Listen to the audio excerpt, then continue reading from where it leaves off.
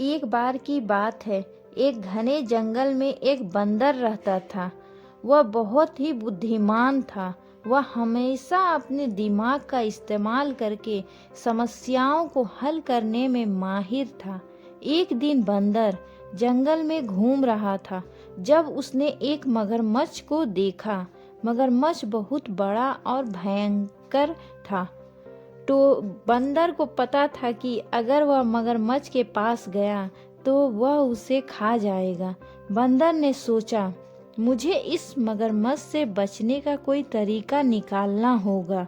उसने मगरमच्छ को देखा और कहा, नमस्ते दोस्त, मैं तुम्हारा दोस्त बनना चाहता हूँ। मगरमच्छ ने कहा, तुम मेरा दोस्त कैसे बन सकते हो? तुम एक बंदर हो और मैं एक मगरमच्छ हूँ। बंदर ने कहा, हम दोनों ही जंगल में रहते हैं, इसलिए हम दोस्त हो सकते हैं। मगरमच्छ को बंदर का प्रस्ताव पसंद आया। उसने कहा, ठीक है, मैं तुम्हारा दोस्त बनूंगा।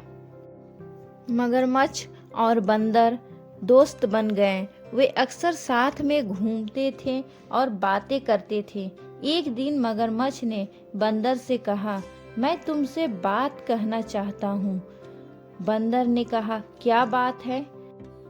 मगरमच्छ ने कहा, मैं बहुत ही भूखा महसूस कर रहा हूँ। क्या तुम मुझे कुछ खाने को दोगे? बंदर को पता था कि मगरमच्छ उसे खाना चाहता है, लेकिन वह डरा नहीं। उसने सोचा, मैं इस मगरमच्छ को एक ऐसी चीज दूंगा जिसे वह खा नहीं पाएगा। बंदर ने मगरमच्छ को एक पत्थर दिया और कहा, यह लो, यह तुम्हारे लिए है। मगरमच्छ ने पत्थर को देखा और कहा, यह पत्थर है, मैं इससे क्यों खाऊंगा? बंदर ने कहा, यह एक जादुई पत्थर है, इसे खाने से तुम बहुत शक्तिशाली हो जाओगे। मगरमच्छ को पत्थर की ताकत पर विश्वास हो गया। उसने पत्थर को खा लिया।